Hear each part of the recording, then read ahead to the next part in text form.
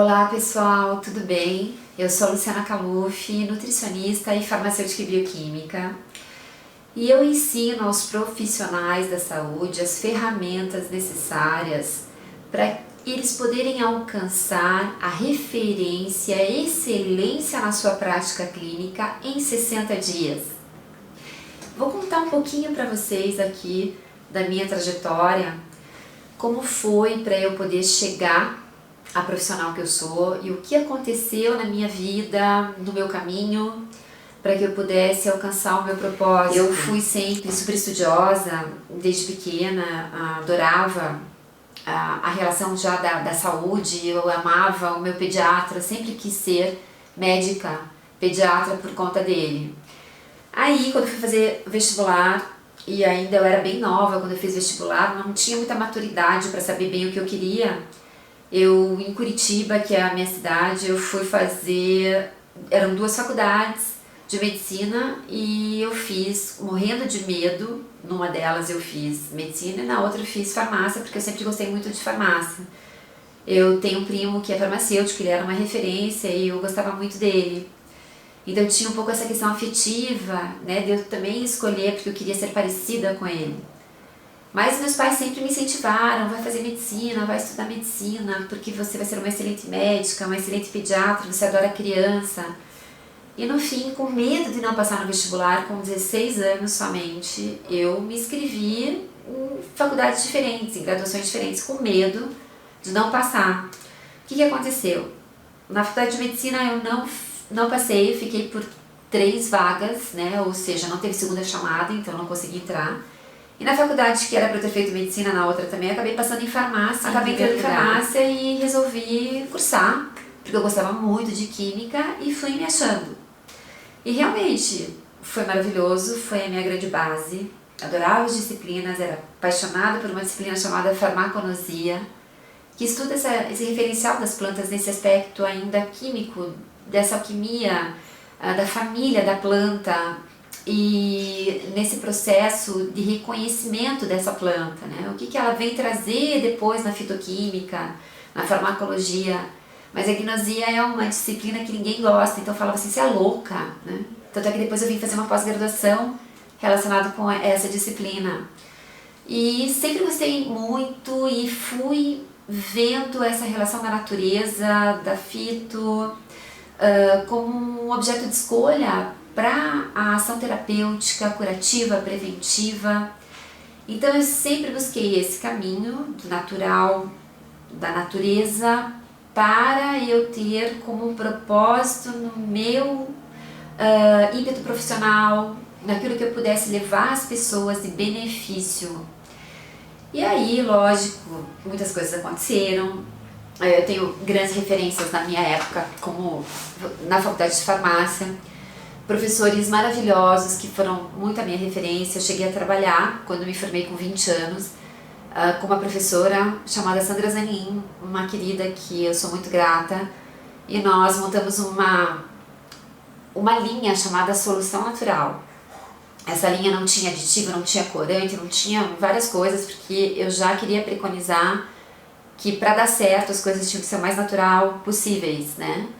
E foi muito interessante, fui galgando aí esse caminho da farmácia magistral, da cosmetologia e trabalhar com essa proposta e esse projeto da solução natural. Acabou que eu, naquela época, muito nova, muito jovem, eu tinha outras ambições porque eu era bailarina.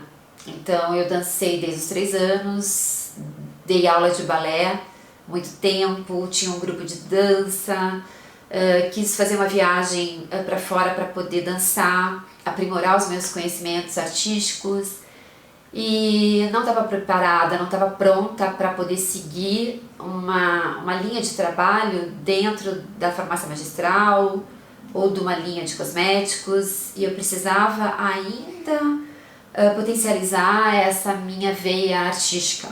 Então, o que aconteceu? Eu deixei a farmácia de lado, voltei a dançar, a trabalhar com o grupo de dança, como eu falei para vocês. Eu comecei a trabalhar muito cedo, com 14 anos, dando aula de dança, então dancei a vida inteira. E aí fui nessa minha veia artística por muito tempo, Até que a vida começou a me cobrar uma outra responsabilidade profissional. Eu casei, tive um filho e quando estava grávida do meu filho, eu procurei outras alternativas porque eu estava com essa lacuna a ser preenchida. Eu queria muito poder fazer uma outra faculdade e aí veio essa necessidade.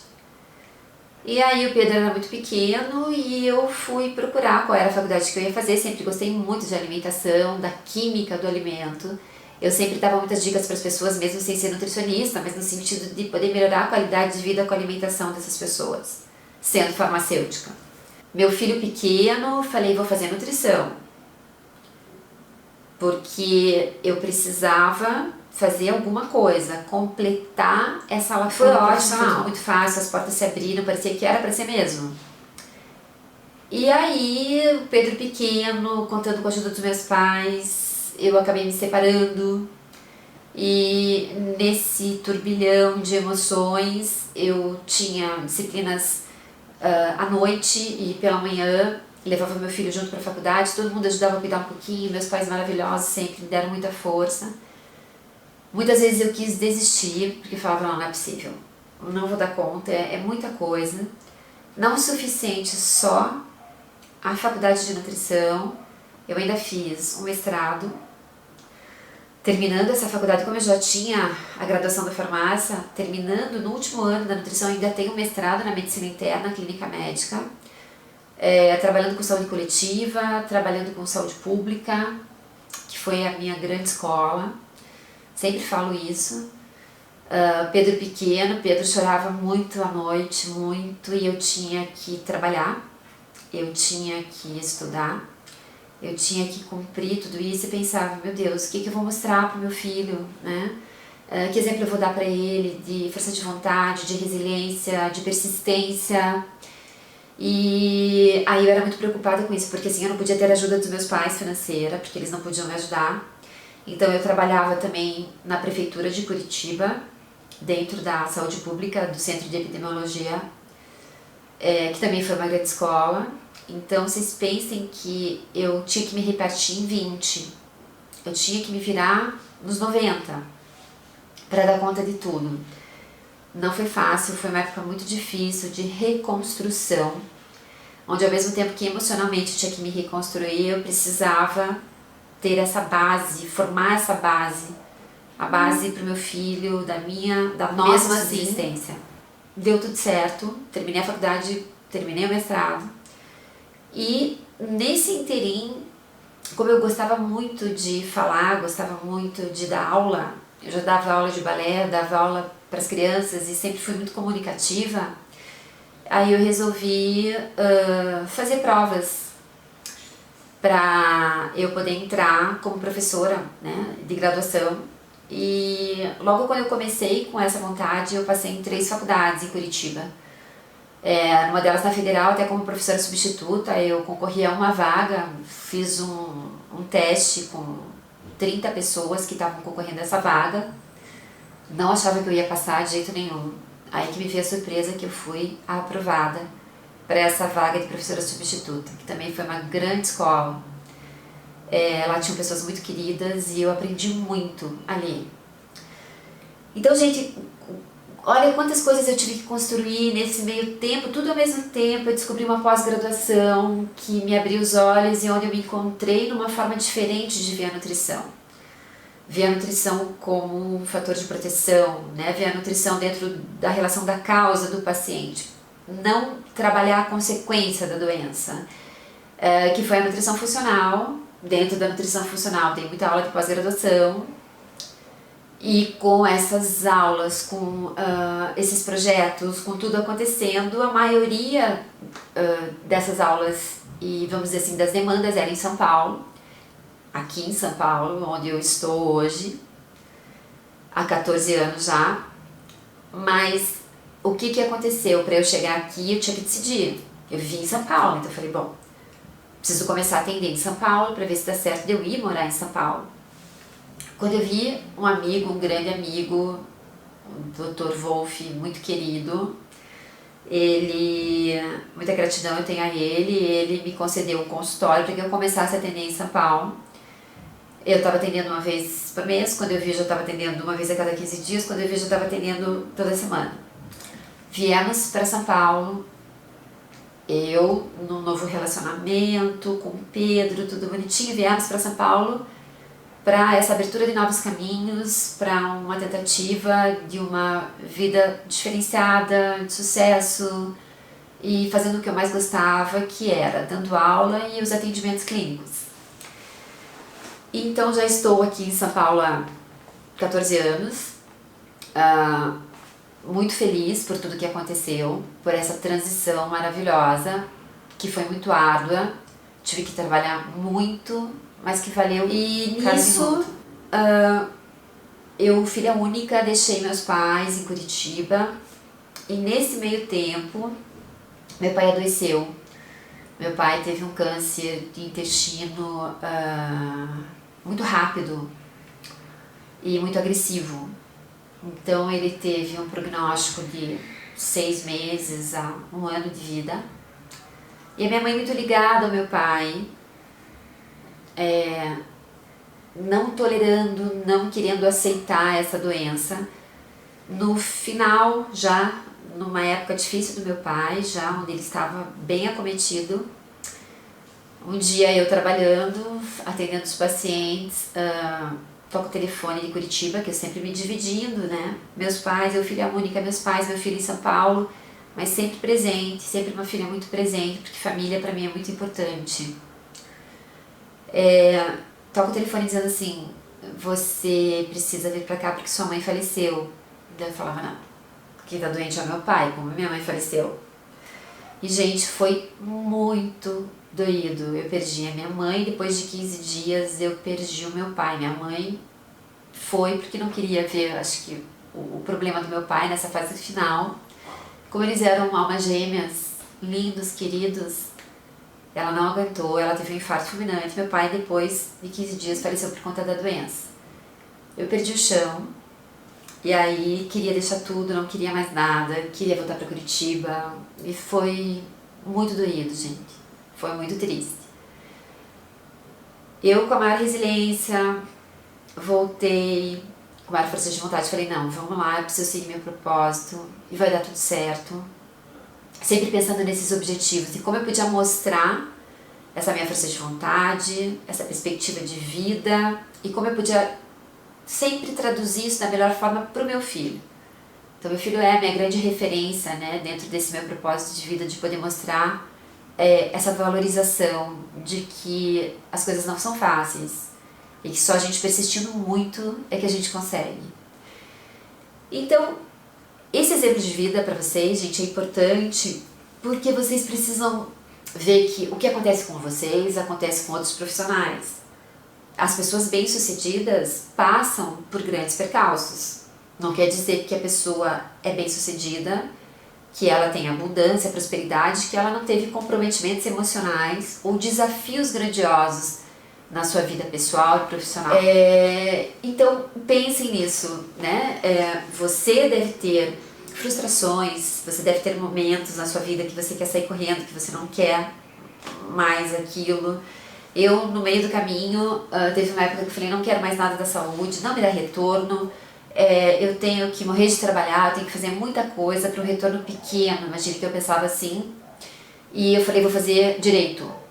Gente, eu cheguei a me matricular no vestibular para direito, acabei não fazendo, porque a vida me mostrou outras coisas, mas eu queria, no meio do caminho, mudar totalmente de profissão e de área de atuação, que é pior, né? Mas isso acontece com todo mundo, gente. Então, assim, se você está vivendo um momento difícil, porque nós realmente estamos num momento difícil, e que você quer largar tudo, não largue. Seja persistente. Você vai encontrar um outro caminho. Você vai encontrar uma outra saída, uma solução. E aí, gente, hoje, falando em prática clínica, falando em como mudar, como fazer essa melhor ambientação, essa melhor adaptação a esse momento tão difícil que a gente está vivendo, eu acho que não tem como hoje nós não ressignificarmos esses modelos mentais, tanto de negócio quanto de aprendizado, né? O momento agora é da gente repaginar o nosso comportamento, os nossos valores e fortalecer definitivamente aquilo que faz sentido, né? Então, para que isso tudo faça sentido, hoje não tem, eu vejo que na nossa prática, na nossa rotina, não tem como a gente dividir os nossos pacientes, os nossos clientes, de uma forma muito técnica, num corpo só físico, num corpo só bioquímico. Eu preciso trabalhar a interação do corpo e da mente. Então, gente, como trabalhar essa parte do interno, não só do corpo, mas do interno, da mente, né, desse paciente. Ele ser trabalhado, ele ser tratado como realmente ele merece. Então você hoje não pode separar o corpo da mente de maneira nenhuma, você não pode fazer isso. Você tem que trabalhar as duas coisas juntas. Por isso que eu ensino as ferramentas importantes que trabalham a saúde metabólica, a saúde física e a saúde emocional. Então, quais são essas metas? Quais são essas ferramentas? Quais são esses eixos a serem trabalhados? Então, isso é muito importante para este grande diferencial. Quando o paciente chega na clínica, ele é um todo. Então, esse processo de cura, de transformação, de melhora sistêmica depende do todo. Eu trabalhar só a dispepsia, eu trabalhar só a hepatotoxicidade, eu trabalhar só a enxaqueca ou só emagrecimento, não cabe mais. Eu preciso trabalhar a relação dessa causa, que não é só física, bioquímica, metabólica, mas a causa é emocional. Por isso a gente tem a relação das doenças psicossomáticas, que trazem uma série de comorbidades na vida aí dos nossos pacientes. Então, de acordo com tudo isso que eu falei, você vai ter ciência, dicas e metas para alcançar esse grande objetivo. E é importante isso, porque o que o corpo, ou melhor, o que a mente não resolve, o corpo transforma em doença. O que a mente não resolve, o corpo transforma em doença. Por isso a importância, esse foco na pandemia, nessa época difícil, onde as pessoas estão mais restritas a investir na sua saúde, porque é o efeito cascata, estão desprovidas de dinheiro, aconteceram várias questões emocionais. Então, como a gente pode otimizar isso? Como eu posso otimizar esse atendimento? Pensando nessa relação com as ferramentas que eu posso aprender para poder otimizar a vida desse meu paciente, poder trazer saúde, vitalidade, beleza, porque não há beleza sem saúde. E como eu posso otimizar nessa época de pandemia, de dificuldades, né, para que ele possa estar aderindo ao tratamento, que ele possa estar comigo no meu consultório e que eu possa ter resultados fantásticos com ele, pois ele é o grande, né, cartão de visita que eu possa ter. O paciente é o nosso grande cartão de visita. É ele que vai fazer a propaganda de que você é um grande profissional. Então, gente, não seja só técnico.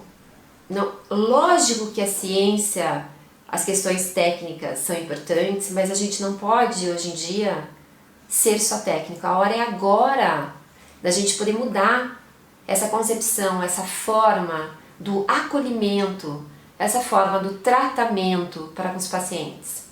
Os pacientes hoje precisam ser acolhidos e eu não posso deixar isso de lado. E é assim que eu consigo ter ele comigo, é assim que eu consigo ter essa adesão, essa persistência no tratamento.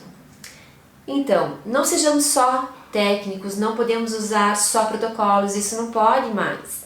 A gente precisa ser criativo, inovador, E precisamos, sem sombra de dúvida, associar corpo e mente ao tratamento. As duas coisas juntas, integradas.